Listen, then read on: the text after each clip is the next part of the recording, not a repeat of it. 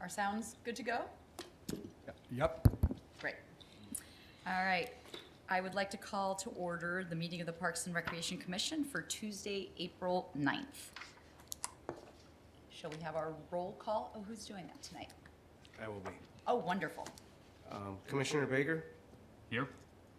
Commissioner Boroff, Here. Commissioner Hester, Here. Commissioner Keen, Here. Commissioner Moore, Here. Commissioner Rooney,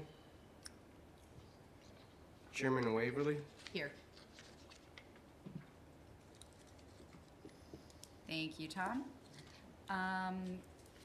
No public comment tonight, and we will move to item 4, approval of minutes. Does anybody have any questions or comments on the minutes from our Tuesday, February 13th meeting?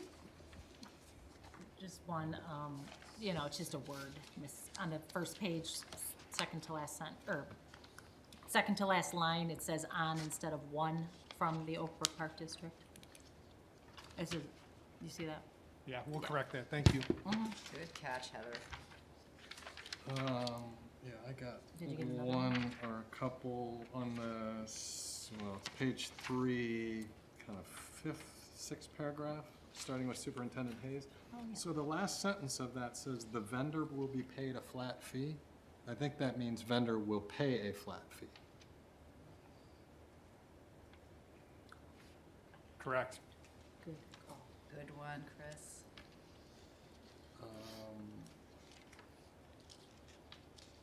And then I was, there was a post-meeting follow-up about Brian Powell.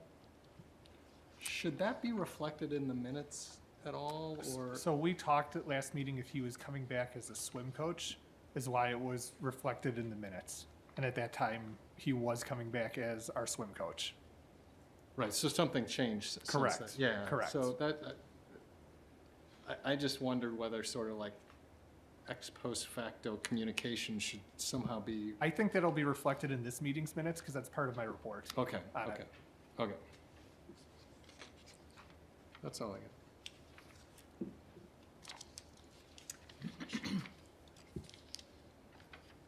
Anything else? Anybody else? Comments, questions? Okay, then based on making those changes, can I have a motion to approve the minutes? So moved. Second? Second. I think we have to do a roll call, Roll call. Tom. Yep. Yep. Commissioner Baker, Aye. Commissioner Boroff, Aye. Commissioner Hester, Aye. Commissioner Keen, Yes. Commissioner Moore, Aye. Chairman Waverly. Aye. Okay, liaison reports. Let's move to the Gateway update. Yeah, so I did this a little different this time. The reports we traditionally have given you from Gateway, it's something they give us every single month. So I took that information and summarized it, but more importantly, when I was at the meeting, I took a little more of the girth from the meeting and kind of wrote it down here and highlighted some of the main key aspects. So on the February 8th meeting, one of the main big aspects is SRA is developing a new program called Elevate. Elevate is actually an adult program that'll be running Monday through Friday. We currently don't have an adult program. This program's goal is to help transition into the workforce, provide valuable resources as far as life management goals, skills of how to keep yourself organized, job opportunities. So it's a really nice program, and it hopefully will be off the ground in September. That is the goal behind it. But right before they even can get off the ground, Gateway has to hire appropriate staff and get to the right staffing levels to manage the program. Also in the February update, one thing of important note is we had 21 participants registered from Hinsdale for inclusive programs for the winter-spring season. This is, once again, the second highest registration among the 9 municipalities within the organization. So That's the youth, is that the youth? That's the youth. that's the program, youth. common. Yeah. We won't start seeing that adult information until due time, but at least want to let the commission know and community know that this is an opportunity coming Question up. about that adult program. So 22 and up, is that it? Because doesn't Gateway go through 21?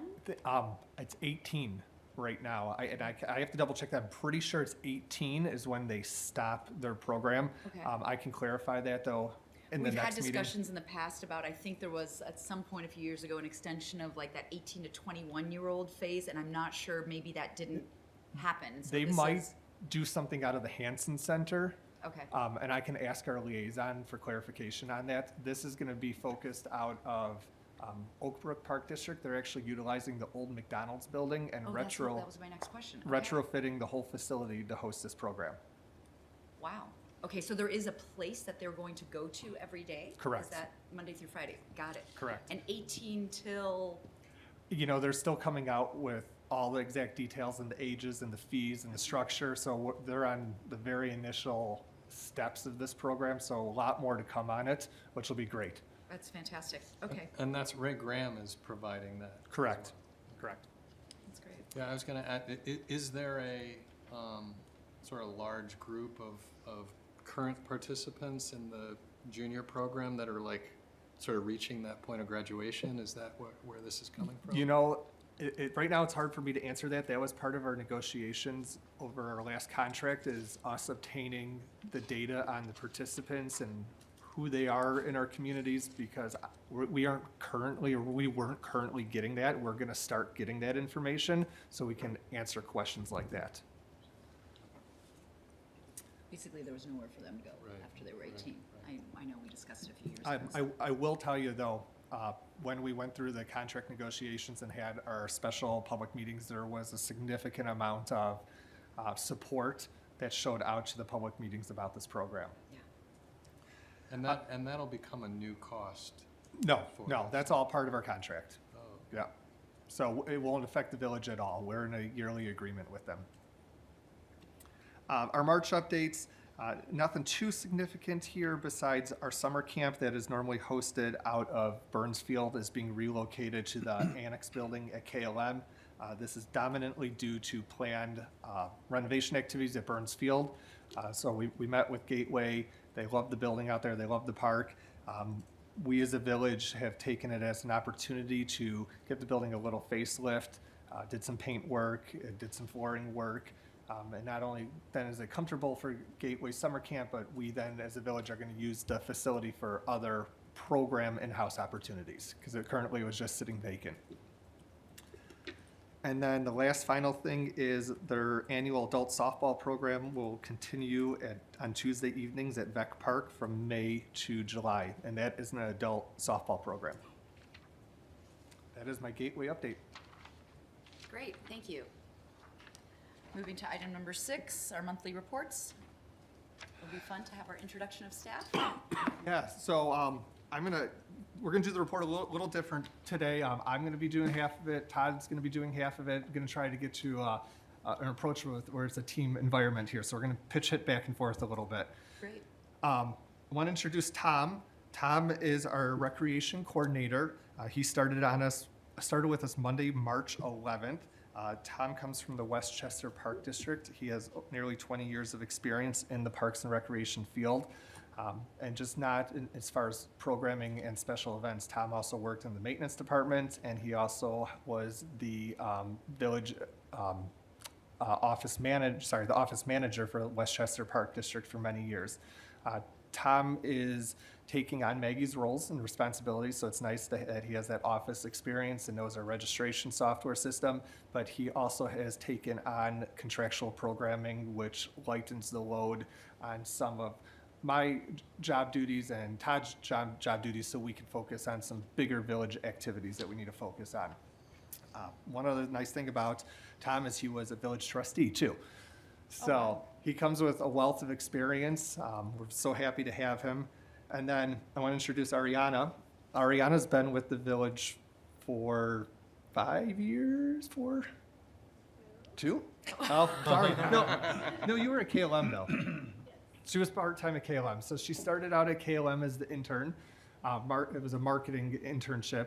And then at that point, she came over to Village Hall here and helped us fill in the void of some communication and marketing needs, learn registration, and Ariana's been a valuable asset to the village in multiple job roles.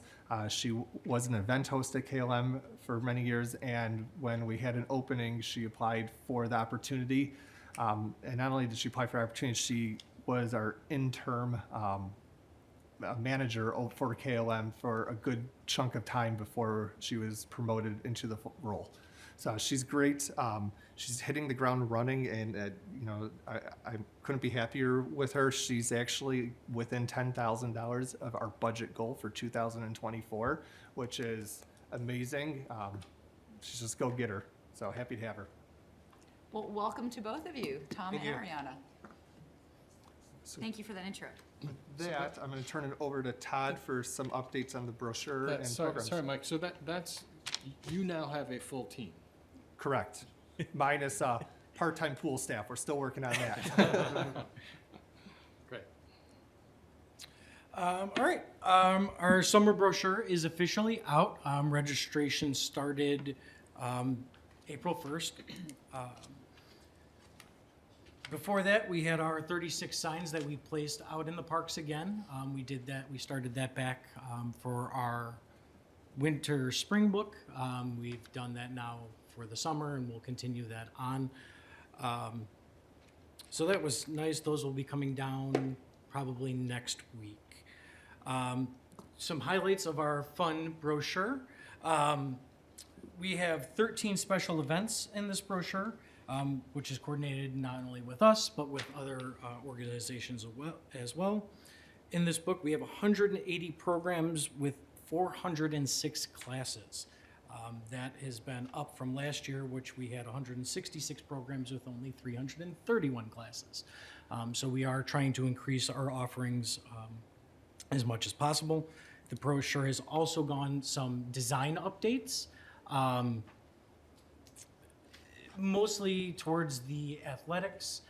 Before it was divvy up by contractor. So every independent contractor we used or park district, it was sorted by that. We've kind of moved forward and we're trying out having it sorted by type of class. So if you want to look soccer, you can go to soccer and see all the soccer classes listed. You want to do baseball, all the baseball classes are listed. And then the instructor is now, the contractor is listed under as the instructor. So that's hopefully going to allow people to better find the classes that they're looking for and make it easier for them. The biggest change had to do with our programming numbers as well. I know this is a back-end thing and most people don't really notice it, but this is going to help us kind of speed the process of inputting programs, helping people find programs. So prime example for this is if you were to go to summer outdoor recreation basketball, so 407008. Which is what page? Oh, Just so if they want to see. this is one. So fast. Page 37. So now those numbers actually mean something. So the first two numbers are actually the season. The 7 becomes the type of program. And then the activity class is those next 3 numbers. So if somebody wanted to do summer outdoor recreation basketball, which is 407008, come the winter spring or the fall brochure, that number is, the first number changes. So it'll be 507008. So it'll just keep on continuing that way. When winter spring comes, it'll be 60, and that number will stay the same. So instead of it changing by class or what we're offering, each class will have their own number, and it allows us to actually have thousands of possibilities and be able to track And will that. those numbers change by year? Or so will there be the 24 season of, So outdoor basketball, and then 25 will be the same number again, but under a different year? yeah, just let me jump in here real quick. So the numbers will stay always the same. So we have the ability in our system, we just change it by year. year, The okay. problem was before, is for an example, like lacrosse, we had so many different numbers Sure. for the lacrosse program. It was time consuming on staff to make sure we were inputting the right ones and to explain to a patron what number to look up. But we also worked with our finance department, and this is more of a back end thing, like Todd said. Our number system actually mirrors with some of our internal finance information as far as our budget, so we are all on the same page of where finances are being allocated to. No, And one other thing about the brochure, I want to give a kudos to Todd here. This is his first brochure he's ever made. And he did a really good job on it. And I've made these for many, many years. They're very, very time consuming. Yeah, there's so much information. Yeah, there really is. Yeah, There's a- looks great. Looks great. Thanks. Todd, there's just one little thing I noticed on, and you probably might have noticed this Oh, too, like Heather, on I page s- 14, about the swim season hours. It's been adjusted Yeah, online. so it just says regular Yeah, season. that's And why that's we- the beauty of the That's the beauty of online. the digital brochure. Yeah, And- the digital. And it's so hard. I mean, there's so much content in here, and we proofed this 4, 5, 6 times, and we still miss stuff. No, I mean, it's great. I love that. I think you did this last year, or maybe you did, about the, which pet membership should I get? You know, the flow chart. I mean, there really is so much in this brochure that I, Wait, were you talking about Oh, the sorry. date, the May or the June? oh, I was just talking about, well, I think we have two separate items, actually. I was just saying the heading. It's just, should say regular season hours instead of preseason hours from June 1st to August 18th. I see what you're saying. Yeah, On I will page double check 14? that. That should be Yeah. changed Okay. already, but Yeah, just to make sure. I will So, double and check Todd, that. the date should be changed We on did that today. The ta, Wait, okay. what's Yeah. the date? Why did I Well, see it that? should be preseason should be May 25th to May 31st, May not 31st. June yes. 31st. And it's in 3 places, Yes. right, Got you. right below that as well? Correct. Yes. Open swim and lap swim. See, we just takes all of us here. So I have a couple other, I can just give you my brochure if you want when I'm Yeah, done. just send us an email separately on it. Anything that you I'm guys. just gonna give it to you at the end of the meeting. That's fine. Anything that you guys see, I mean, we've One- had patrons call us and we fix stuff too, so. There's one that I actually have a question on, and I don't know if we want to do a quick, I'm just trying to understand, it's for pickleball. And when you open up those 2 pages, 54 and 55, so I remember when we were making these signs about what is pickleball and how it's played, and the signs that were put out at Brook Park. So in the description of how you play pickleball, it talks about open play all the time. But on the next page, it's all round robin play. I believe open play is round robin play. Correct. So that time that you guys made, I think it was like 2 or 3 years ago. It's been or a while. When you put that up there, they are referencing the same thing. So going in the future, we'll have to look at that. So But I'm just, yeah, maybe for this session, we should match the signs, or we should just do something. So I'd this sooner is match the kinda signs so we don't have to reinvent the Because wheel. this is easy to change, right? Yeah. So maybe make all the pickleball descriptions say round robin instead of open play over Yeah, here. That it- was the one that, and then under improving your game, I'll give you the rest of I'll just give them to you after. I have a couple just grammatical. And then obviously, and then the very last thing is we also have all of our events kind of changed in the book, as well as we've added it to the very back of the book. That'll allow us to kind of advertise all the events in Yeah, one that was place. such a so nice people can calendar to get their have. schedule up to date. And then spring T-ball just closed. I'm sorry, I had yeah. a question sort of going back to your sort of numbering system. Mm-hmm. here. I interpreted that as being valuable to like analysis of like demand and utilization of the different classes. Is there a fair amount of that that goes into the planning So for the next season? yes and no. This is a couple part question here. One, to answer your question about analysis, this does give us the ability to run targeted reports to focus on how many youth programs or athletic programs and give an accurate number.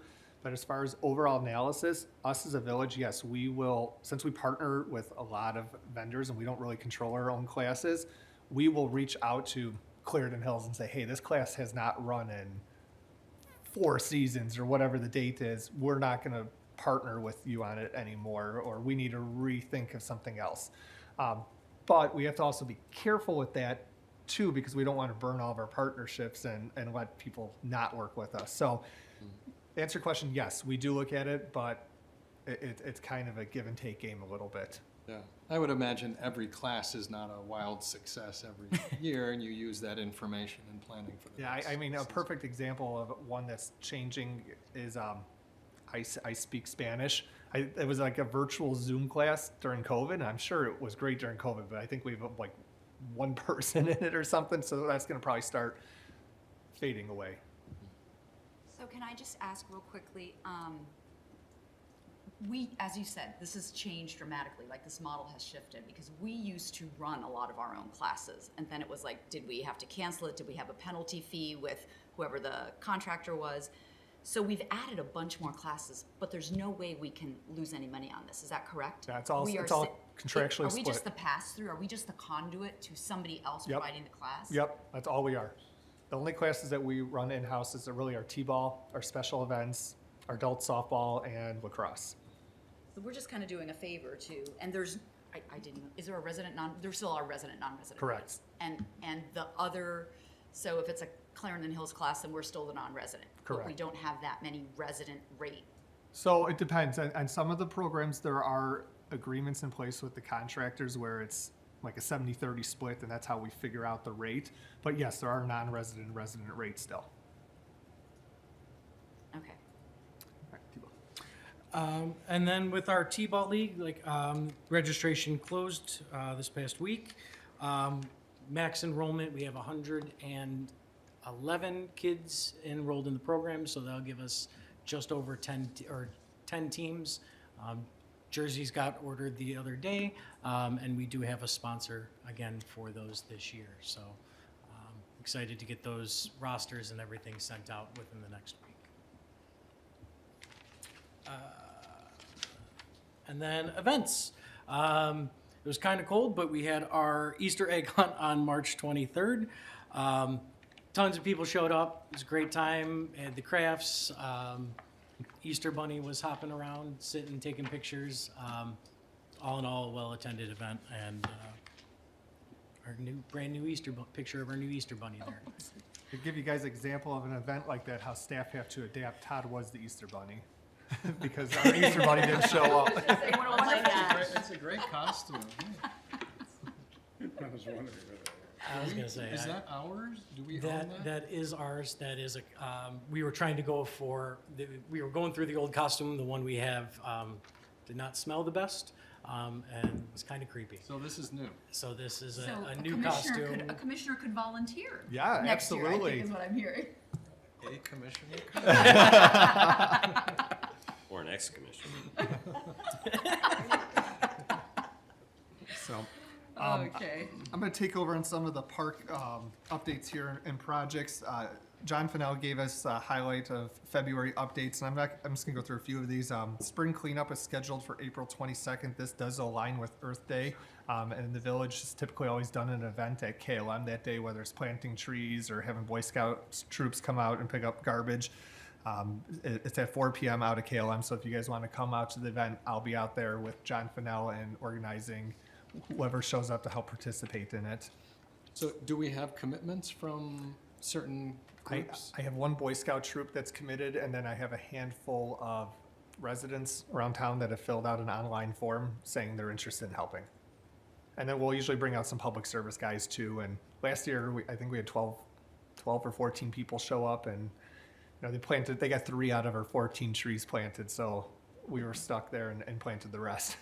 I remember, over the years that I've been here, I think it went from a focus on one park and maybe 1 or 2 groups participating in a cleanup, to then we tried to expand it to multiple parks. The expanding got hard on the public service staff just from a resource standpoint, and then in a supervision standpoint, they weren't necessarily comfortable leaving tools and rakes out there. So they decided, I think it was last year, might have been the year before, to focus on KLM because it was our biggest site, and we were able to spread groups out, in different areas, whether one focused on picking up garbage around shelters or one walked the perimeter, some helped plant trees. It was just easier to focus. And then with their barn out there, all the tools could be right there on site.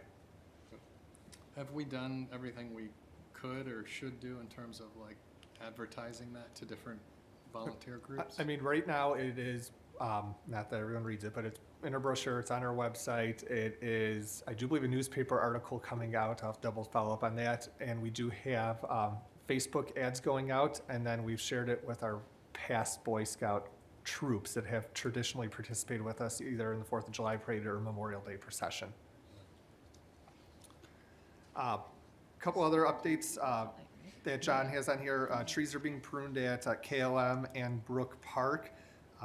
The bathrooms at KLM and Burns were open for the winter season. They were inspected daily. Now all the bathrooms are open for the park season, including the porta-johns out at KLM. Staff began clearing brush lines at Brook, Brush Hill, and KLM parks. The ice rink has been packaged away nicely. Did not get used this year, so that liner will be reused for next year. Preparation for the 2024 athletic fields they were underway, and now they're completed. everything is lined. One thing that is nice of this year is AYSO is providing the village with soccer net replacements and field marking paint for their soccer fields, which helps us offset budget cost. That was kind of John's updates there. If you guys have any questions on that, I'd be happy to ask what I can answer. Park projects. At Pierce Park, the roof and the pitching kitchen was replaced in early March. This was a planned capital project. Hinsdale Little League covered the cost of the gutter replacement in the fall of 2023. This helped offset the project and made it come in under budget. Garden plots have been repaired. There were a few from the winter season where the bottoms fell out, so staff went out there, fixed the garden plots, and we're in the process of selling them. I think we only have 2 out of the 8 right now sold. Bleacher replacements continue for the second year at Pierce Park. So 2 new bleachers were recently purchased and ordered. Burlington Park, we continue with our table replacement. We're on the second phase of the black picnic tables, and I do believe there's only like 2 or 3 wood tables actually left out there now. Burns, new garbage cans were ordered to replace older garbage cans. This goes in line with our Burns Park initiative and having new supplies out there in the park. Brook, the pickleball courts are scheduled for a future full replacement. However, through our park inspection process, we did notice that there were several cracks and uneven areas, so we have engaged with a company to help minimize those areas so we can get through the season and then plan for that full replacement in a capital project in the future here. Robbins Park, a bench donation was received at Robbins Park. I actually included a picture. It is a new bench. It is by the school. It will be facing our park, not the school. A couple things about this bench donation. And I put it in front of your places. It is from the Richards family. So they have already purchased the bench, supplied the village with all the necessary funds for it. It takes 6 to 8 weeks for these benches to come in. When they do come in, then we will get the concrete pad poured, which we do internally in-house, so there'll be no funds spent there. One thing that is nice about this bench, and I don't know if you've been out at Robbins Park, we really only have benches in the corners of Robbins Park, and it's a big walk path, so now this bench does give patrons a chance somewhere to sit if they want to take a break or just sit down, or we put our movie screen up there. Who knows? Maybe they'll sit there and watch the movie for our special event. And then KLM Park, we kind of talked about the annex building in an update earlier. Hey, Mike, sort of going back to benches and tables. So my understanding is that we've completed most of our bench replacement. Yeah, so I've walked a majority of the parks. There are several areas where there are older blue benches, VEC, Dietz being one of them. Eleanor Park has an outdated bench. I'm still looking for somebody to replace there. But one other thing about the bench donations is thinking village-wide and streetscape-wide. People are now calling about the parkways and the train station. So the program does continue, just not in the parks. I know we focus on the parks. So we're still advertising it, and public services also using it as an opportunity to replace some of the village-wide benches too around the community. Yeah. So if there still are some benches available for donation. There are still some benches, and a new initiative that we could talk about is our picnic tables. They're extremely nice. They're lightweight. The landscaping company loves them because they don't have to pick up these 150-pound wood tables. But we have many parks that have these older wooden picnic benches. KLM, I think, has 80 plus of them alone in it. So, and I think in the brochure we did put in, donate a picnic bench. I think it's an opportunity for us to really start hitting that hard and maybe Table, transitioning. table. What's up? Picnic table? Yes. Right, you said bench. Sorry. That's right. And start No, I know we got a lot of transitioning things, so much from a bench. While we still have a few, I think there's also a greater need on some other assets. Yeah. So that would, 2 points. One was, maybe it's time to be transitioning towards, sort of a different piece of equipment that we have a greater need for. Correct. And then, when people do come to us with a preference for a bench donation or really anything, sounds like this one was proposing a bench in a place that was not previously a bench. Correct. Right, so how do we make decisions about, okay, we're gonna So allow we're- for that, or we're really gonna guide them towards an existing bench that needs to So be replaced? two things, since I've been here and our direction is we don't get in the habit of putting new benches in unless there's a good, valid Yeah, point. it seems like that needs to be a thoughtful and process. a need for it.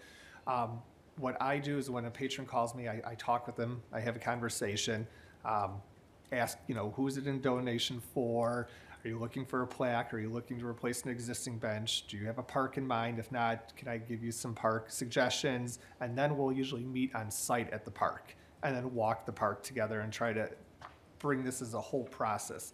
I have personally turned away probably 6, maybe 7 full new benches out of KLM because we have enough benches. So, we try to steer them to the needs of the community versus just keep putting in these benches all over town.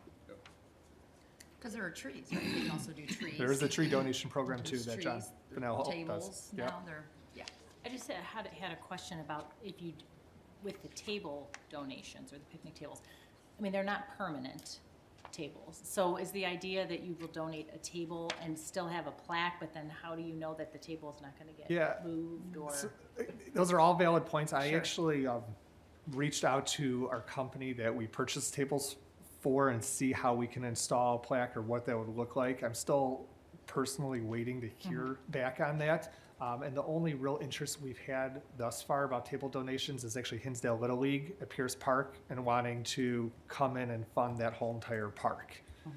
So those conversations are still happening. Yeah, I mean, something to keep looking into, because I think that while we do need, certainly will start to need the bench replacement, I think as somebody that's looking to make a donation, it's maybe less appealing to be thinking that, well, I'm donating this bench, but how do I know that it's going to?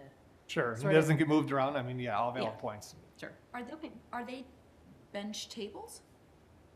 Yeah. I'm trying Yes. to remember, I right? mean, They're the ones that table have, connected. they're table bench connections, right? There's the whole, Correct. So they're out at Burlington Park, but it's a 6-foot table. Yeah. I mean, it's literally the picture on page 21 of the I brochure, was if that looking helps. through that brochure. I couldn't find it. Thank you. And we There should, it we is. should be able to put a plaque on one of those. You should be able to, absolutely. Yeah, it's just a little more thought process has to come through with it. We haven't actually received one yet, but we're at least planting the seed to see where we can start going with this. Yeah. Yeah, no, I think that's great. So, couple other updates here. The Burns Field project did get underway on March 15th, demolition of it. Staff did identify over 24 pieces of equipment that we were able to take with us to either repurpose on other parks or to use as replacement items as equipment breaks. So those were all broken down and Public Services came out and took them all. While the playground is up right now, it is still fenced off.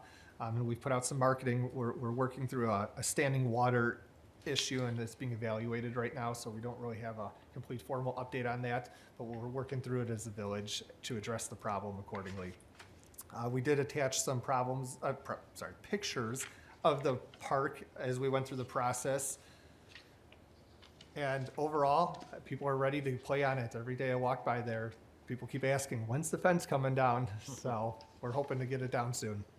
I just wanted to say, with regard to the fence, I was driving or biking by there over the weekend, and I saw some kids in there playing on the slide and moving the fencing that's on the slide. And I did say, I don't think this park is open yet. Much to my husband going, I said, yeah, the park is open. Did you say it goes No, with but the job? I just didn't know from like a liability perspective. I don't know, is there one? I know you can't completely keep kids out, but just, you probably know that might be happening, but. Yeah, no, actually I did. I know Todd and I personally are out there every single day, either zip tying stuff up or pounding in posts. We do have a notification. We have a signboard out there with information of update. We've done a social media posting on it to stay off. Overall, I know people are really anxious on it. It's a public education process right now, and we'll get some more wording out on that for sure. Yeah, I mean, whether it's a sign, I mean, we just want to make sure that we have enough signs even right there that just say no trespassing, closed or something. Sure. What is the target, sorry, what is the target date? Do we have a target Well, completion opening date? In theory, the playground is done and should be open right now, but due to, we're still evaluating it either due to grading or some underlying drain tile. And with the wet weather we've identified an area of sogginess in the park. And in order to fully open that park and make it safe, we got to address that water issue. So that's something that we're working closely with public service staff on to figure out the best approach. And we have some meetings coming up the next few days to get some answers. Are we thinking like May sometime, maybe? Oh God, or do- I'd hope before Okay, that, but I so just it's- don't have, until we meet with these companies, I just don't fully understand the whole picture of what needs Okay. to be done. And can I just ask a quick question? I did not realize back when we were voting on this a few months ago that any of that was still salvageable and repurposable. So in my head, I was voting on, we're getting rid of this entire playground and we're putting new equipment in. And is that something that would be nice to know in advance? Like, do we only need to replace part of a playground instead of the whole playground? Those are all good Like, questions. Financially, is that a? As we went through this process, it was internally discussed through many departments of, going into the future with playgrounds, can we look at the structure and maybe just do a small replacement, or can we pull out some of the pieces and move them elsewhere? And those are all great questions and questions we've been having with designers. One thing that we did discover going through the process is you can't just remove a playground equipment and put it in another park. It's very costly, it voids the warranty, and it's just not worth it. But what you can do is use your existing footings, look at new crosswalks, new bridges, new slides off of the existing footings. And that's something that we're trying to think outside the box on, and really will be driven, and we're going to have a conversation on it, and the discussion item will be driven off this master plan. So I'll give a little more high-level update when we get to that point. Mike, can I just add really quickly, were most of those items though, I mean, over time, we do have to replace some of the items, like maybe a swing, was that what a lot of it was? I mean, it wasn't actually components of the No, most playground itself, it's more, of the items consisted of lag bolts, screws, lock bolts, swings, the tire swing, side panel. That are the salvageable items? Yes. Oh. Side okay, got it. panels. So when I say side panels, on the bottom part of the park, you'll have, like spinning wheels that kids can play with, sensory items. There were some of those things that we're able to pull out and replace, or like handlebars to grip onto. So that's kind of what we focused on, because over time at other sites, they go bad. Oh, got it. Okay, thanks for that clarification. Sort of In my head, I was thinking accessories. of like, Right. okay, Yeah, I was so thinking of structural I pieces. was gonna Okay. say, like the floorboards, the posts, Yeah. none of that was able to be salvaged. It's more No, I was just like, where are you storing all these accessories big is the things? best Yeah, place no. to sit, Obviously, put you're it. not. There's Okay. no slide coming out of public services garage right now, so, Mike, Not going to the pool? yeah. did we, so on the swings over there, those are the original swings, right? We didn't replace the swing structure. Yes, Yeah. restructuring that park Oh, has been those are permanently. new? The new, all the swing Yep, sets? yep. Okay, all right. Yeah, and that old structure actually was repaired several times and was Okay, beyond its when I lifespan. was riding by, I Yeah. couldn't tell if that was the new one, but it is. Exact same location, I Okay, think. great. Couple other things to get through the report here. Pool season is upon us. We're currently on pace to meet or exceed last year's staffing levels, which is fantastic. Several facility projects have already started. We finalized the pool heater replacement. That was a capital project.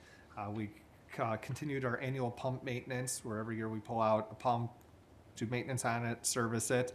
We did repairs to the wood shade structure out there where old wood was removed, new wood was put in. The whole shade structure was either sanded or power washed and repainted to make it look more appealing and make sure it's safe. And then we've done some replacement of lounge chairs out there and renovations in the concession building, and just general organization of the facilities occurring right now. With this nice weather, that's pretty much where we're at these days. We'd hope to begin filling the pool, if not this week, the next following week, with Hinsdale Swim Club starting on May 2nd or 3rd. We want to make sure that, and they want to make sure the pool's warm-ish. Right. Is there any update or implications from the Clarendon Hills pool election. Yeah, thanks for vote? bringing that up. I actually had that here. It's buried on my notes. Clarendon Hills, they did pass the referendum. They're opening their pool as planned this year. They have not stated a timeline on their construction project. I can speculate, but I don't have that information yet. But after I talked to the executive director there, it sounds like they want to get through the pool season and then do something similar like we did and begin a project at the end. So as I get updates for that, I'll keep bringing it to the commission. I know it's something I'll probably just keep on a discussion item because it's going to be an evolving situation as we go on. So yeah, they're opening their pools. They're bringing their swim team back, which is new this year too. They just hired a brand new swim coach. They're fully staffed. They're actually sending us staff because they're so full staffed.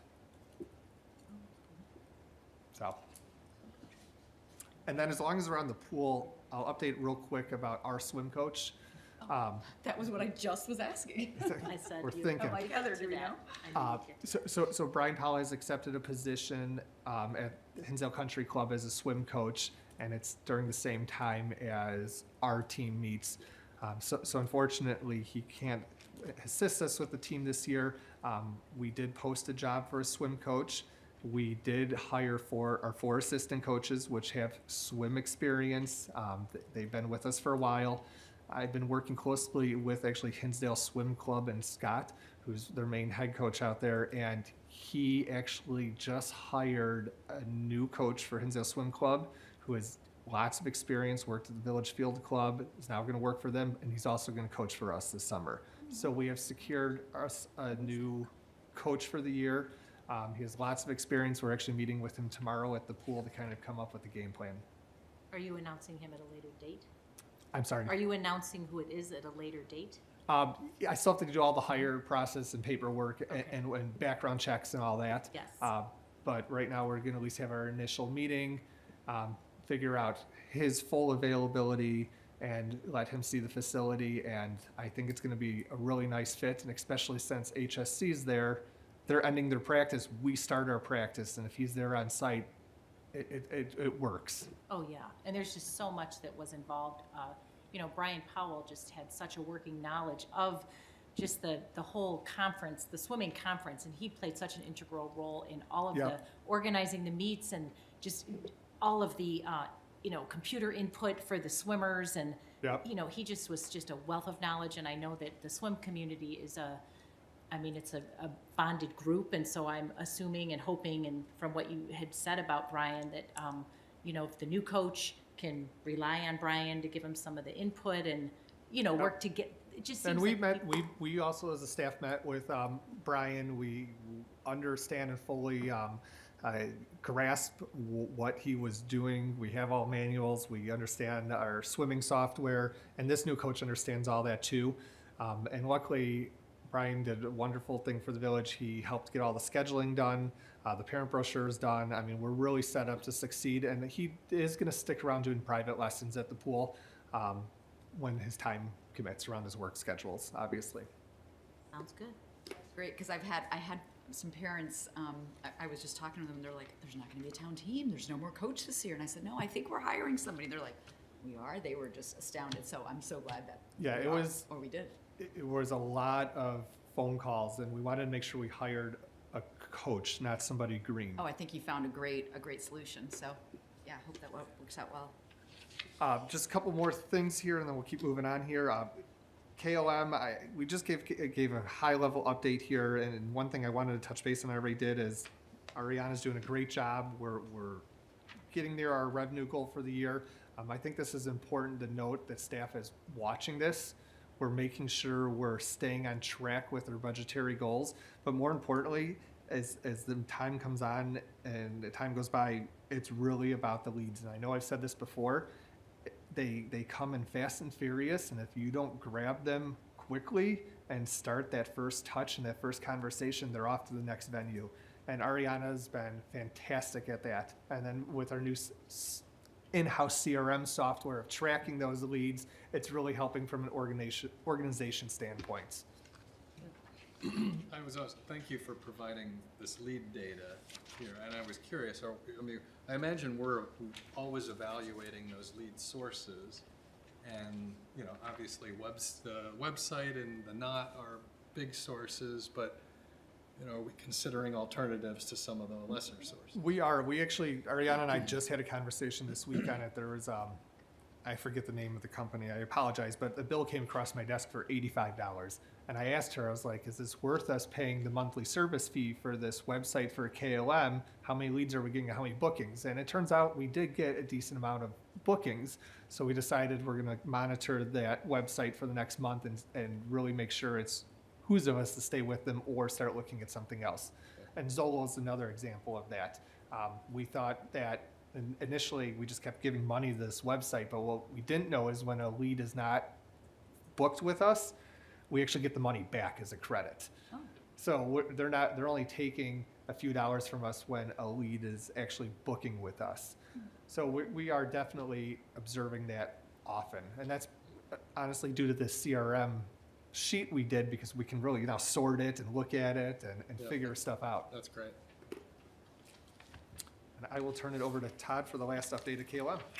And then the last two projects over at KLM, the sound system was completely installed.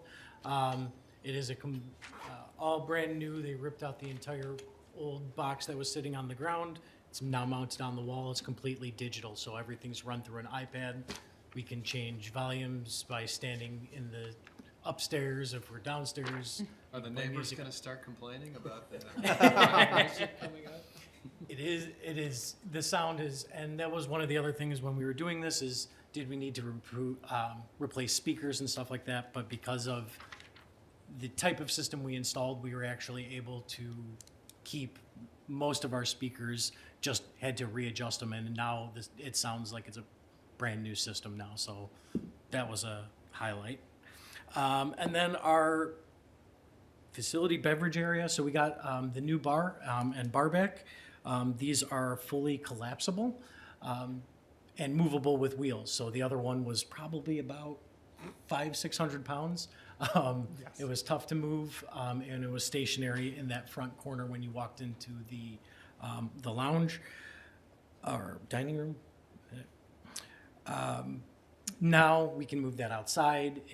The main bar only weighs about 80 pounds, so if we have to move it upstairs, we can easily fold it down, move it upstairs and transport it, which makes it a lot easier and lets us set up events completely different, which allows for more seating, easier flow for our events and stuff like that. And it lights up. And it lights up. And as you can see from the picture, it's also logoed with the lodge logo, so it kind of pops when it's sitting there. Yeah, we try to keep the style of it to match the feel of the lodge a little bit. I mean, we could have gone black, yellow, green, blue, so we just felt that the woodish look has that red, it kind of matches that room, and it really stands out in that area. Yeah. Looks great. I love using the logo too, and getting that growing. So that wraps up the facility report with the exception of one item, and I just want to backtrack. I promised to give a pool membership update. Yes. So I had Tom pull numbers here. Now, we've only been selling pool memberships for 9 days, since April 1st. So right now, we have sold 116 memberships for the 2024 season. Comparing that to last year at the same 8 days, we only sold 64. So we're beyond on pace of where we were last year at this time. And I will give another update on this going into the May meeting as we get more information. How many total do we have last year? You know, I have to go back to the aquatic report on that. I think it was like 2,900 or something. Okay, It was so we up got- there. All right. But that information is in the aquatic report that I provided. Why do we think we're sort of double where we were last year? Communication.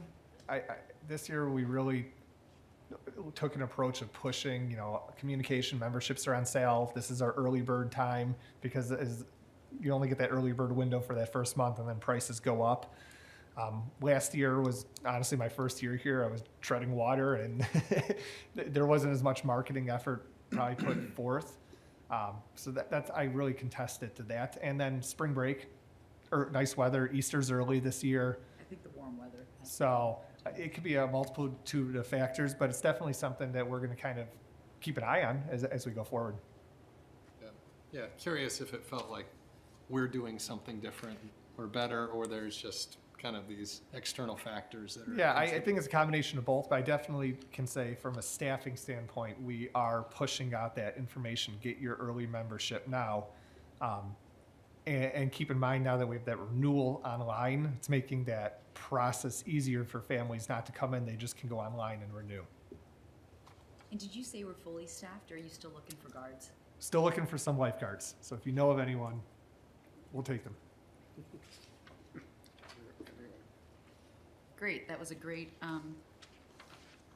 Parks and Rec's monthly update, thank you.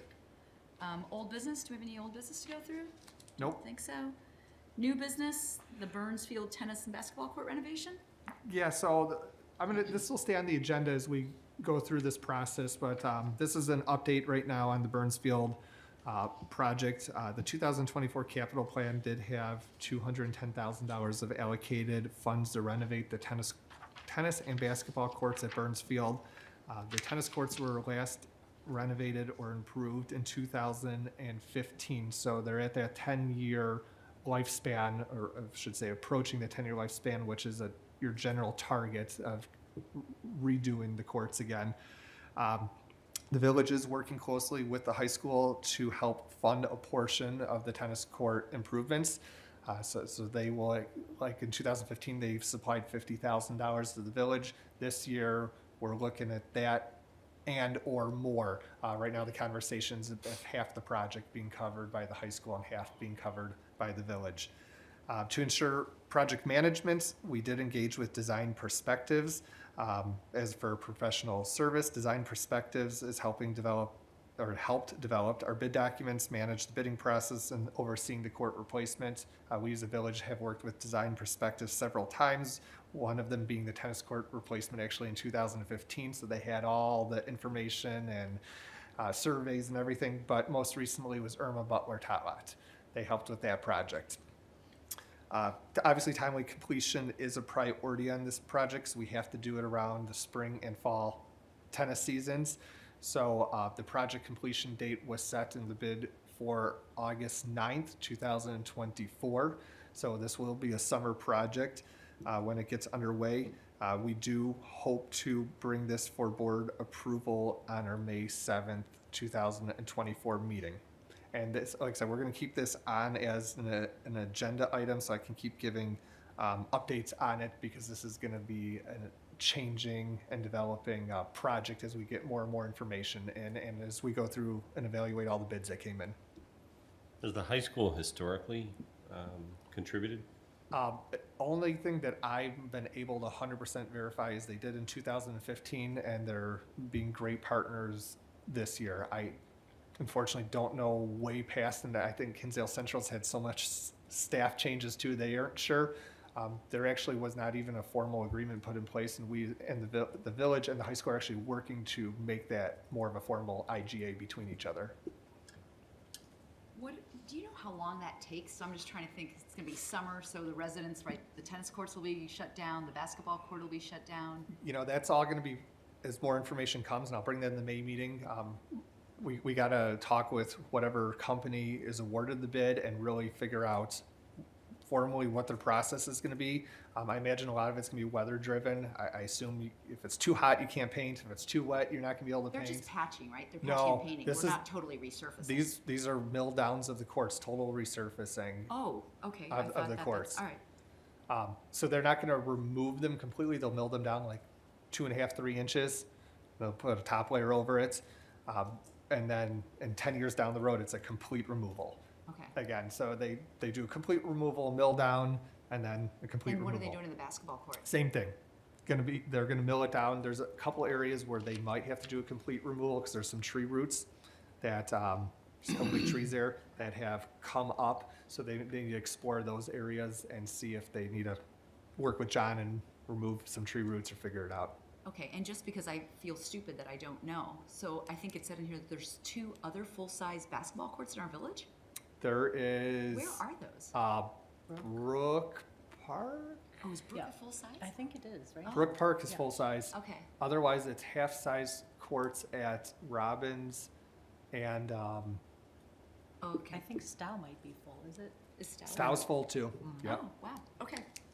Good to know. I just have a son that's probably gonna be wondering where to go play, because he goes to Burns a lot. Can I, this may already be a settled topic, and so I apologize if I'm opening a can of worms here. But we've had conversations in the past about the possibility of moving the ice rink to the tennis courts. Yeah, that And has, I was wondering, does this create an opportunity to consider a It- scheme where that could work? it does not, truthfully. There's several things with this, and we did approach this with the companies. One, those poles are concreted in. Second, we start putting in slotted poles, we're opening ourselves up to more cost and the possibility of more issues that may come. Two, there is a structural issue from the professionals of putting ice on top of concrete. There's concern about it from them because it's not it's a designated tennis court versus a designated ice rink like some communities have where they actually built a concrete slab. So there was concerns on it of what's it going to do to the paint and what's going to happen with lighting out there since there is no lights, and it's just easier honestly to keep it where it is. And to take it even a step further, I know the village is working on a plan to update, and we'll go over into the capital project list, but those lights out there for the not tennis courts, the ice rink that's currently out there is part of our discussion for the capital. But for this project, no, it's being like for like out there.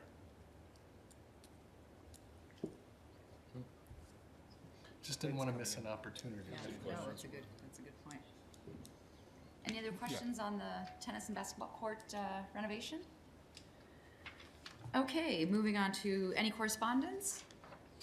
No? Okay, item 10, other business Yeah, so discussion items. Yep, future brochure. Yeah, so a couple of these discussion items, they're going to remain for some time because of, and we can have many discussions on them, but with the brochure particularly, every few years, most municipalities go through either a redesign, launching something that's a little fresh looking, but more importantly, they'll look at the overall content and maybe something to be cleared up a little easier, maybe something needs to be a little more bolder, maybe something needs to be tweaked. So as we go through our brochure planning process, we want the commission to provide their feedback to us of ideas and suggestions they may have for the brochure. And in our next meeting, we're going to provide you guys with a brochure timeline so you guys can actually see that schedule of when we start developing brochures. But this is something that my envision is working on into 2025. I don't see this happening in our next brochure that's going to start in June. But as we get into a new year, I see the possibilities of making some changes, making some tweaks, and we'd love to hear the feedback on it.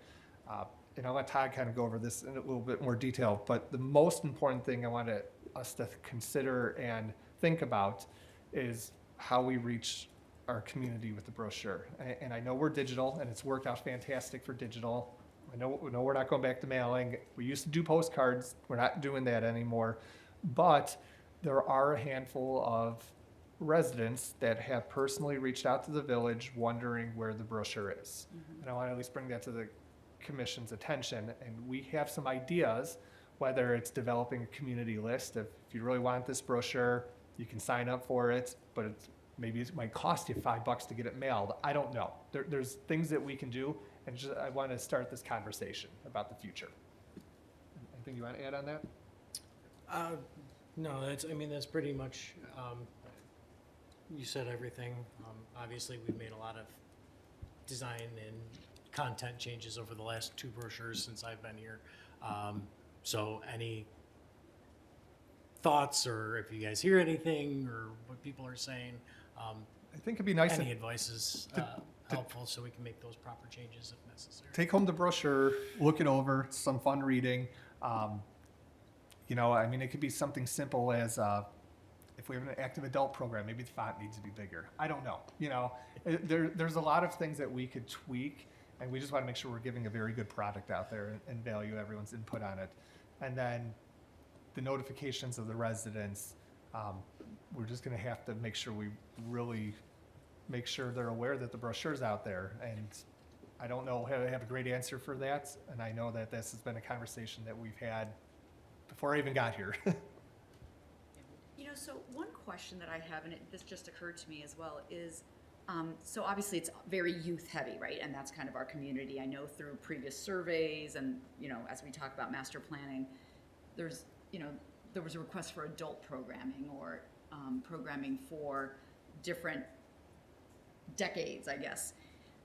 And just, I'm thinking about our partnership with the community house, and I'm thinking about, they have like an active adults program. They actually have, you know, some of these classes there.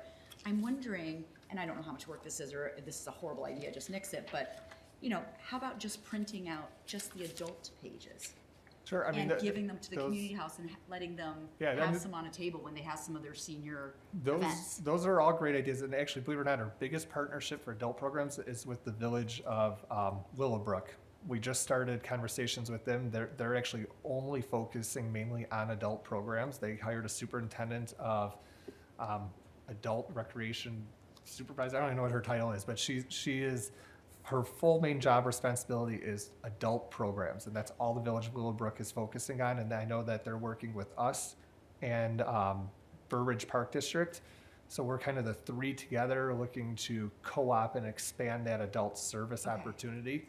And it's very new, like these conversations are within 3 to 4 months of happening. So there's a lot of opportunity still coming on this. But we do have it advertised on their website right now. So, because like I saw this scoop, right, for those. That's 55 it, that's it. Page, yeah. But what is the scoop? Like, is it somewhere? I didn't realize, So- how does this relate to the other stuff? The Scoop is their like active adults brochure. Not only do they advertise online, they put it in here, but we also do have copies of that at our front desk. So anyone that comes in looking for even extra adult programs that we might not be offering, they get that whole. They have the opportunity to have that whole brochure of what Willowbrook is offering with the co-ops. So is there maybe a link or something? Because in here, it doesn't, I don't know how to get that Yeah, information. Yeah, that's why I said it's so developing and so new. Understood. No, so I'm just looking, I was looking at the classes underneath it, and I kind of, I didn't know if they were related or not related. So maybe just something to clarify or to provide a link, or, because, yeah, I think it's great to do that. You know that they're having a senior resource fair at the community house Yeah. next week? I am aware of that. And one other thing about Willowbrook, and it was in the KLM report, we actually partnered with them for the Irish, the Irish dance.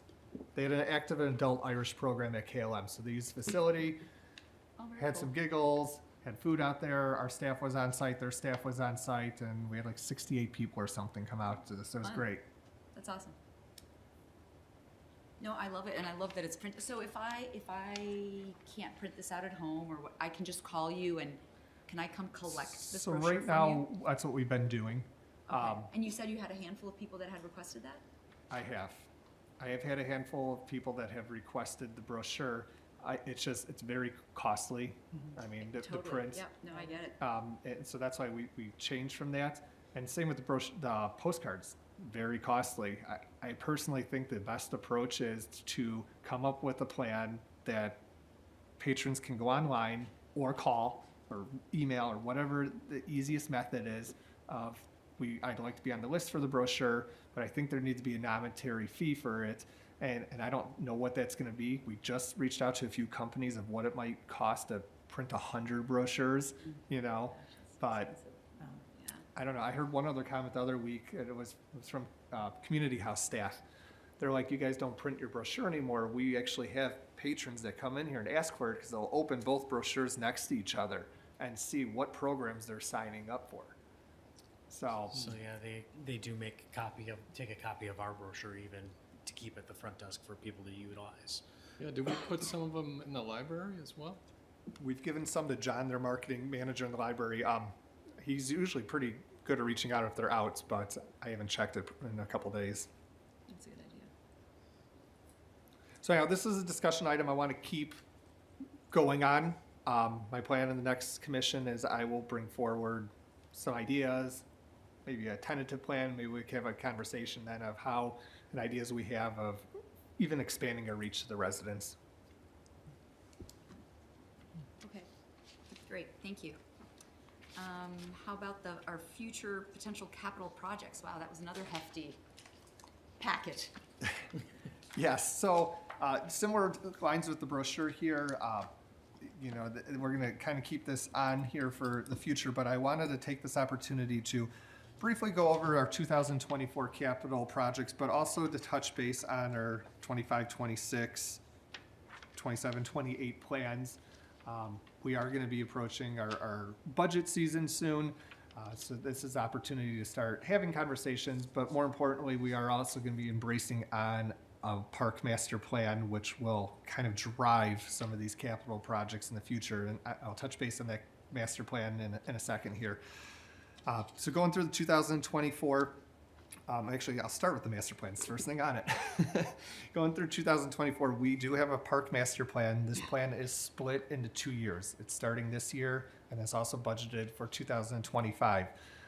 The goal behind the park master plan is to provide a detailed assessment of our facilities, our equipment on the parks, to survey user groups, to survey the commission, to survey residents of what they want, what they feel is important for the community, but it's also going to drive or develop a roadmap for the village for planning 5, 6, 10 plus years out of which park needs to be replaced.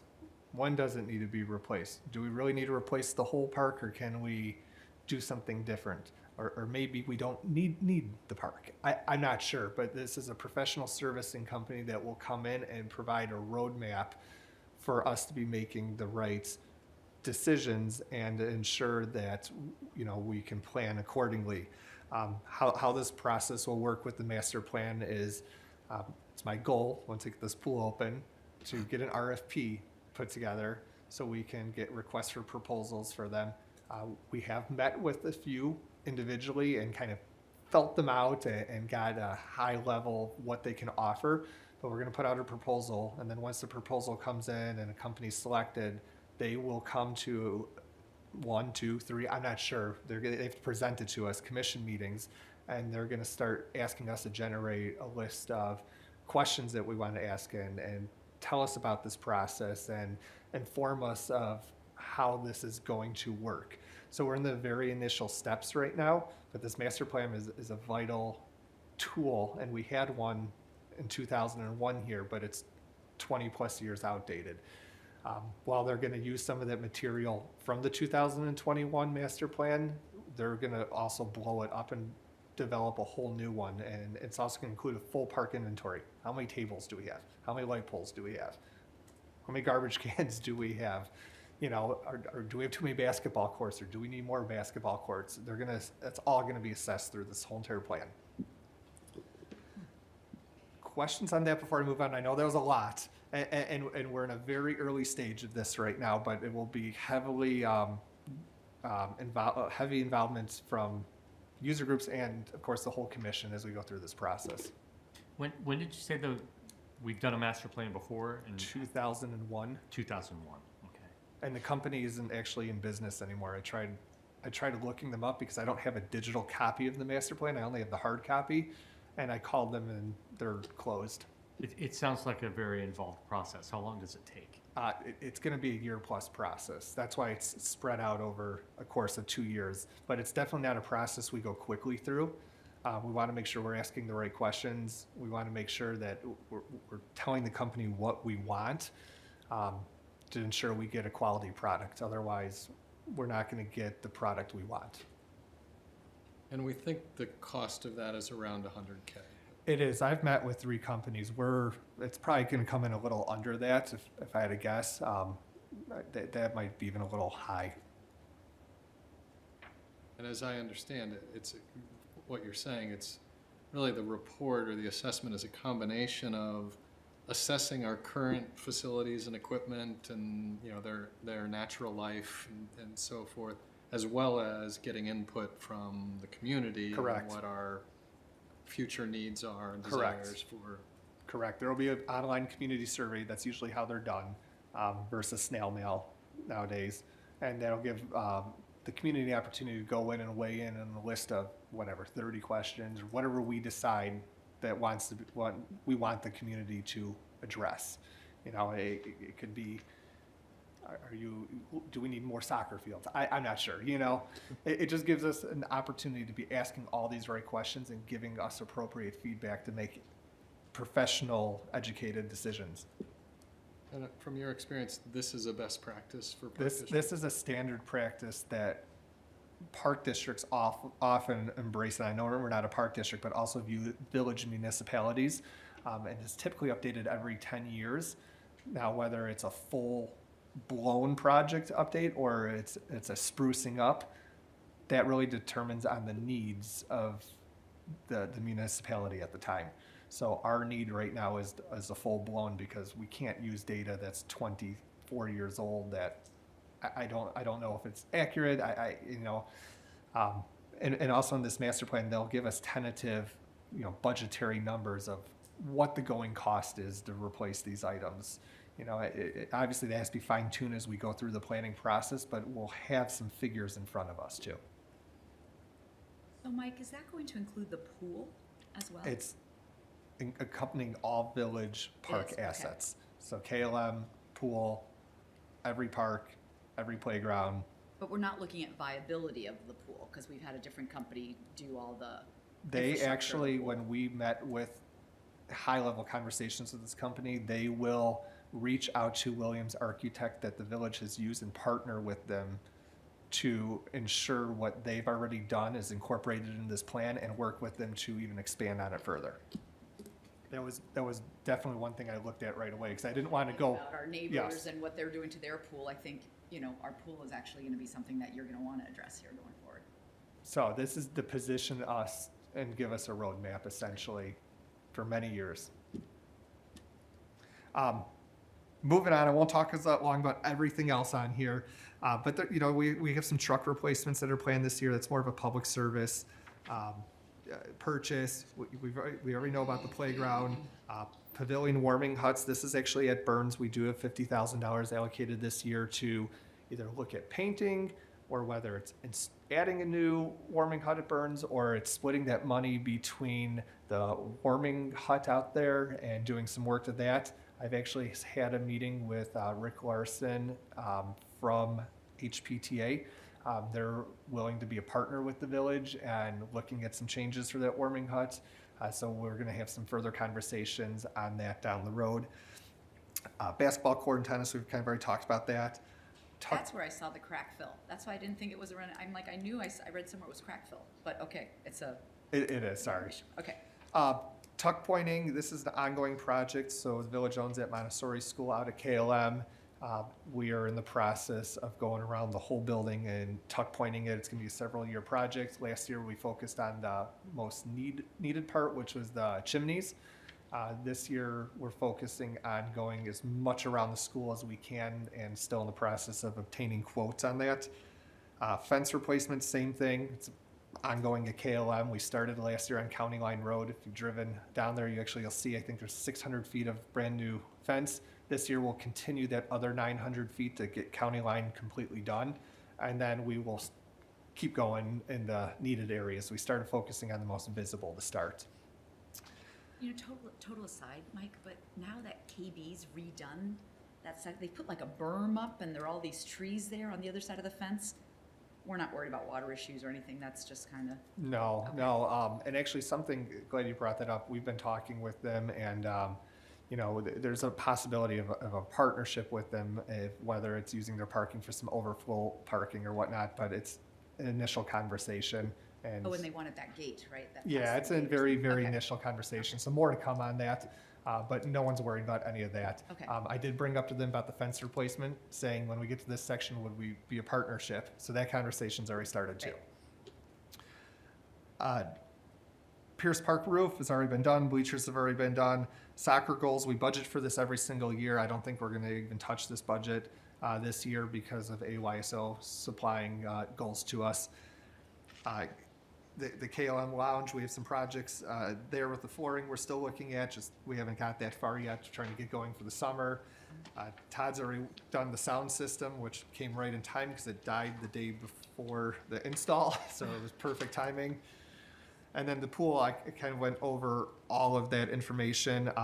Most of it's behind the scenes, but I think the two things that's really visible to the public is going to be that pergola, getting that redone, and then the new addition of a new ADA lift, which is out there and actually works, and the new addition of stairs out there, which is a little skinnier, easier to move.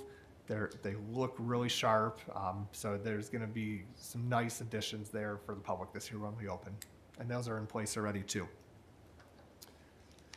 Did the Little League contribute at all to the roof? I noticed back in the packet it said that you'd look into it. So the Little League's agreement with the village is they provide upwards of $20,000 of repairs or work at Pierce Park every single year, and they do. I mean, they take care of all their field work, they take care of net installs, they do garbage cannons out there.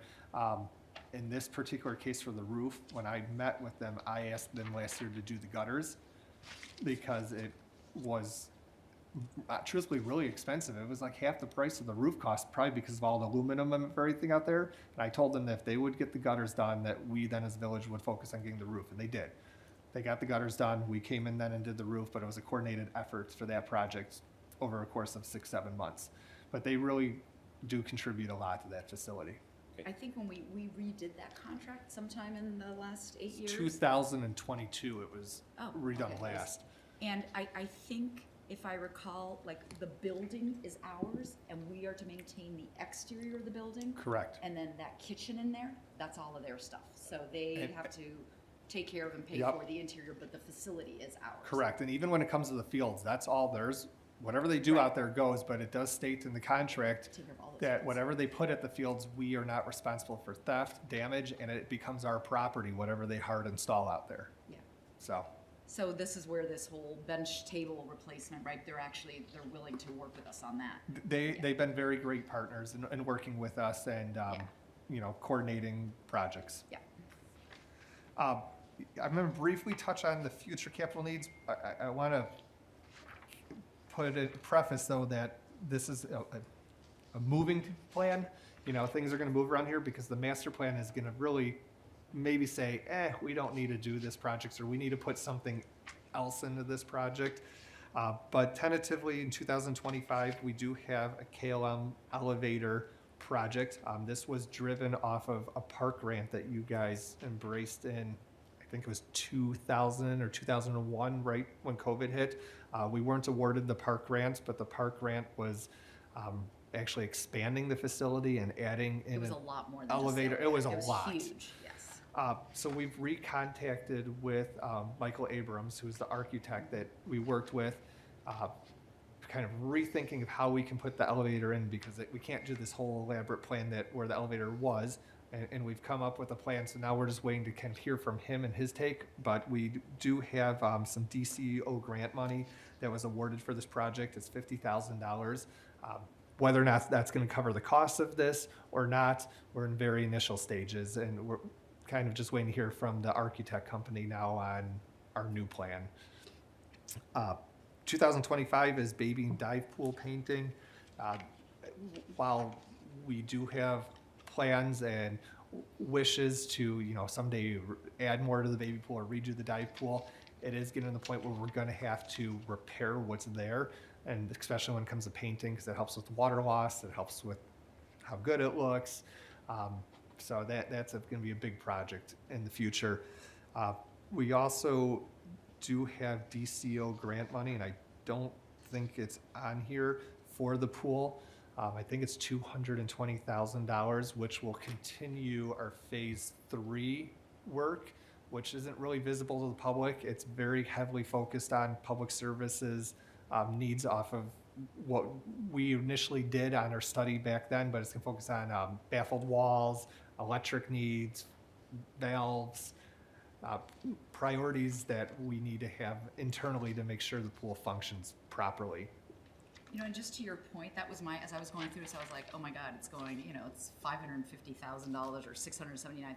But I feel like we do have that grant money. We have those $50,000 for the elevator in, 2025, and we do have that pool money now. And just to make it it would be nice to maybe include a line item somewhere in here that just says there is this grant money that can be applied to some of these projects, so that we know that it's not just a complete outlay.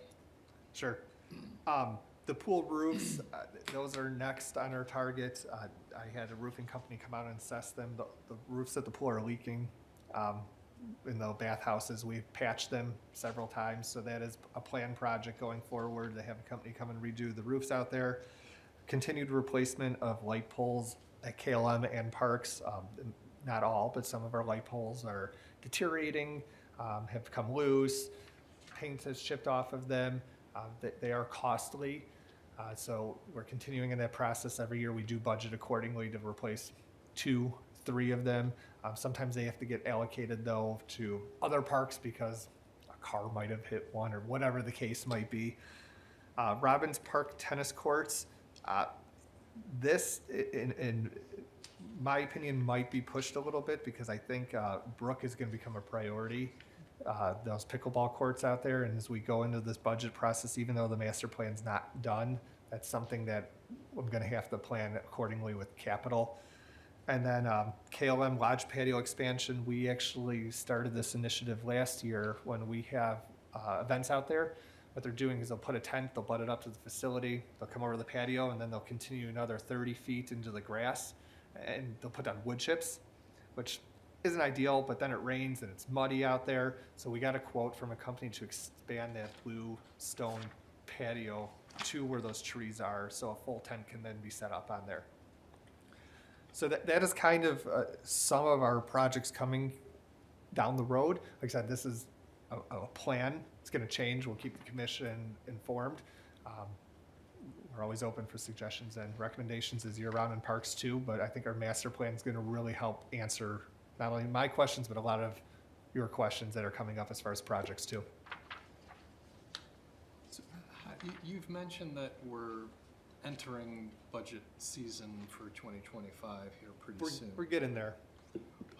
How does the capital budgeting actually work in the absence right now of this plan, So this master plan? The village will come out with a schedule and a timetable that us department heads will have to follow. That schedule hasn't been released yet, but mirroring last year, if that's the same process that we stick with, capital's done first, and then it goes into our line item budgets, essentially.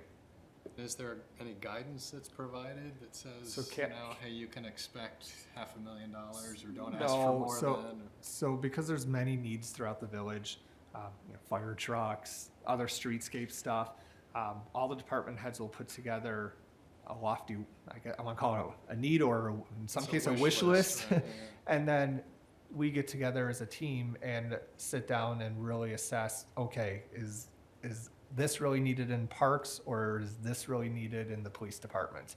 And we really prioritize what is needed from a village's standpoint and try to focus our energy that way. And then not necessarily removing everything. Sometimes things will get pushed back a year. Sometimes things will get spread out over multiple years. So it's really a team effort process that everyone has to get everything done first, and then we got to sit down and assess as a team. As you're looking at the tennis courts, is there any, has there been any thought to striping a couple of those Burns Fields tennis courts as pickleball courts? I thought about that, and then I stopped thinking about that because I had fears of neighbors calling me, hearing all day that sound. That's a hot topic. A couple weeks ago, there was a CNN article out literally about pickleball and the sound of it being by houses and how people can't stand it. I'm truthfully shocked we've not gotten any complaints at Brook. Well, we have it So- at Robbins. Like Robbins, they're double striped. Yeah, I think it's And just I see such a people playing close. there. It's just a so close proximity to those houses. At Robbins, it's next door. Yeah. Like the houses are behind, like literally the tennis court stops, there's a fence, and there's a backyard and a house. right Yeah, I there. mean, like I said, I thought, and then I stopped thinking about it. I mean, it's a conversation I could have. I would also have to bring the school in. Keep in mind, I don't know. Right, and so I guess in my mind, I was like, is it Burns? Because I feel like Burns is the tennis hub, and correct me if I'm wrong, like in the village, right? Yeah, I mean, That's they're where there. High school plays, they play their tournaments there, they practice there, so Evanston- maybe not there, but as we move forward to Stow or maybe part of the plan is maybe you need more pickleball courts somewhere else. I don't know. I know that they're in Yep. use pretty heavily, I the Bucks think Park that's, ones. those are all great questions, and I think also will come out of the master plans to go through this. I mean, that's gonna be probably truthfully a question in the master plan is about the need of pickleball Pickleball's just courts, growing. and now they're building several in Clarendon Hills, so does that? they're you know, building 8, they're actually, Western Springs is building an 8-pack where over, where are they building those? right across from, Beck at, what's the Oh, name of the in park? their,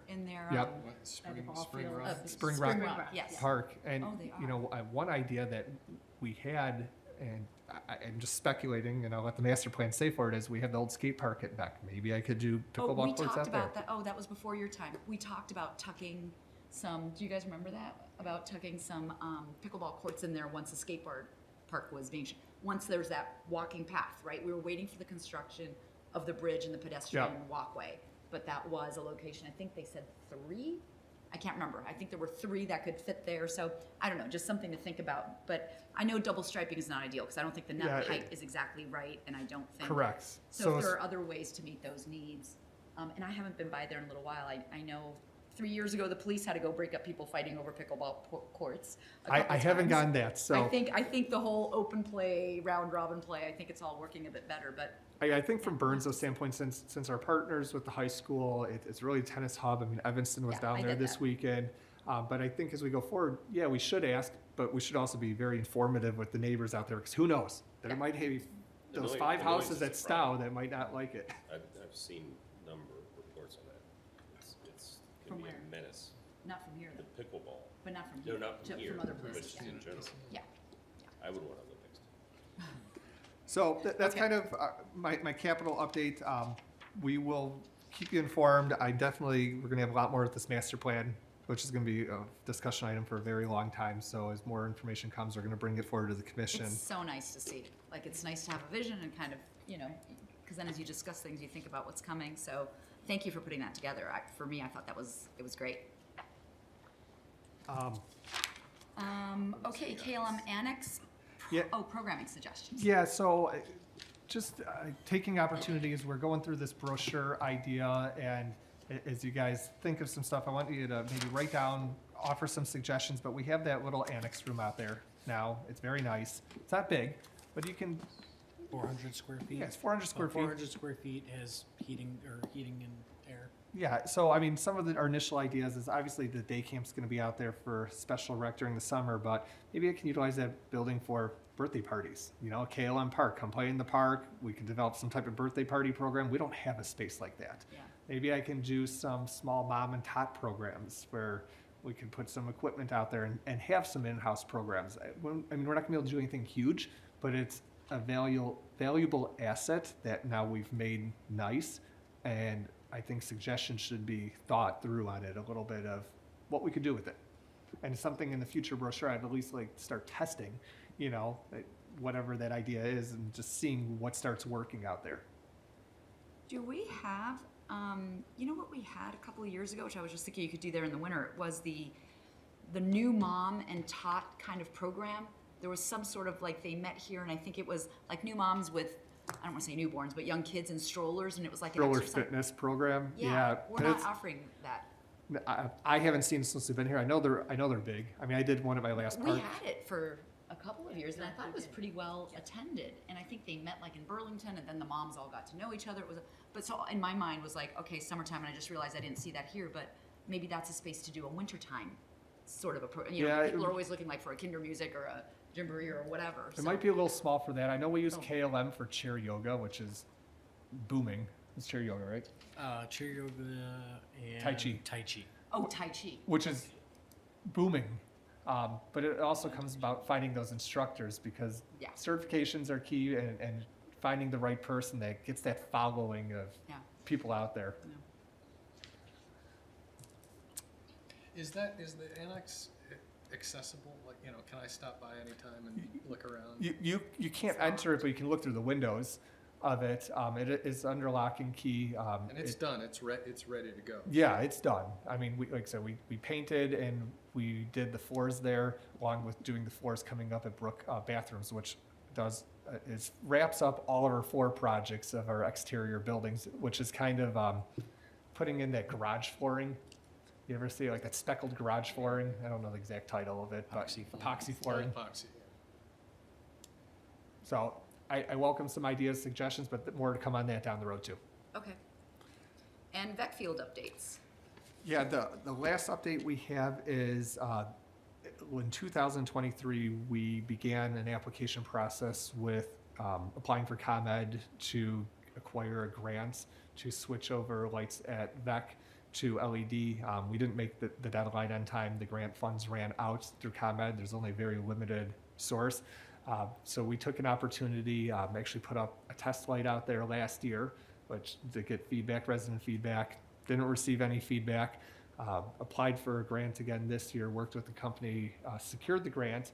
So this Friday, actually, our internal electrician company that we work with, Fitzgerald's Electricians, is going to come out. They're actually going to lower down all those lights, not the pole, but those lights actually come down on a mechanical guide wire that's inside the pole. They're going to lower them all down. The company's going to come in, I hope over the weekend, but for sure by Monday, start switching out all 280 lights to LED, which is over a $200,000 grant that we received for this project. The big aspect on this project is going to be the fact of cost savings down the road. Right now, we're constantly replacing incandescent light bulbs out there that burn out, constantly having a company in the budget planned for thousands of dollars to come out and fix lights. It's going to be the same hue, the same warmth.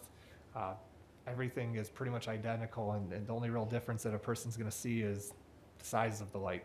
So we did this at Burns on the the paddleball courts. Are VEC's, those all replaced now? yep, they're all done. Good. VEC is going next, and take a step further. We also did acquire a grant to do the pool, and those lights out at Burns, the Ice King rink lights, which is actually in our capital fund for like $20,000. So all that should help free up some capital funds down the road. That's great. Great job. Okay, are we done with our updates? My last update, so just as you all know, I am stepping down. I've been, it's actually been a real pleasure to be part of this commission for 8 years. I think I've chaired it for 7 years. So I just want to say thank you to a great group of commissioners and to a great department to work with. All new department here, so good luck to everybody. It's really been, I've really enjoyed it. It's fun. You get to, at other meetings, interact with more public when they show up for some of our hotter topics. But I've enjoyed it, and so I guess my plea to all of you is we need another commissioner. So if, and to anybody watching, et cetera, anybody that is interested can either reach out to Mike, or you can just go, there's actually an official application that you fill out. It's on the website, on our village website under commissions, committees and commissions or something. There's an application that you can fill out. But please, as Greg brought in his neighbor that was super interested, and I mean, my plug would be bring in somebody with younger kids. I kind of feel like I've aged out of this process. I'm no longer in the public schools here, so I'm not really in touch with D181 or D86 like I used to be. But it's been a growth process throughout, and I do feel that having somebody that has kids that are using the programs and et cetera are great representatives to bring on to the commission, and especially for the work going forward. There are so many great new opportunities going forward. So I've been blessed. I've really enjoyed it. Thank you very much. This will be my last meeting. My term expires in April. And President Colley will be, I think at the next meeting, the official new chair will be appointed. He will be appointing the new chair in May, so we can't officially make that announcement yet because it has not been officially done. First but I meeting believe in May, at correct, the May President Colley? 7th trustee meeting. That's when President Colley appoints somebody, Right, correct? We'll appoint the next chair. So on the village standpoint, I know it's only been a year and a half. Thank you so much. I know it's a whole new team here. It is. You've done a wonderful thing, and I know we'll be in touch. We have a small little gift here for you too. Oh my gosh. No. Oh, how nice, Mike. Thank you. Oh, they're beautiful. Thank you so much. I appreciate it. Of course. Good luck to you. It's all yours. It's all yours. I'm kidding. Oh, those are beautiful. Thank you very much. Oh, I'm gonna put them up here so everyone can see. They're beautiful. Gosh, I'm having people over on Thursday night because the Frozen Four, my son's at BC. So we're, you know, big hockey game, so we're having a little BC watch party, so that's perfect. Who are they playing? They're playing Michigan All right. on Thursday. Go Yeah, BC. exactly. In the meantime, sorry, we have to officially adjourn. Do we have any other questions, comments? Thank you for your Yeah. great work. Yeah, And absolutely. really did an outstanding job, and it's gonna leave a big hole with you leaving, but Well, thank you. now you can come back and be on the other side. I'm gonna be sitting there As going, an I have angry, a question. citizen. Oh, I get to do the resident side now. Oh, that'll be great. Please do. Giving us any feedback. Well, of course, you can, I mean, it's not like I'm leaving, I'm not moving, so, you know, if you have questions, I'm happy to answer and, you know, whatever you have, but you Thanks guys. for will all do- your great. Absolutely. Thank you, thank Absolutely. you, that's very, very kind of you, thank you, I have enjoyed it. And on that note, I have to make a motion to adjourn our meeting. A motion, Motion to adjourn. So moved. in a second, Second? okay. Commissioner Baker, Yeah, aye. Commissioner Boroff, Aye. Commissioner Hester, Aye. Commissioner Keen, Yes. Commissioner Moore, Aye. Chairman Waverly. Aye. Officially, wait, I get to hit the gavel today. There.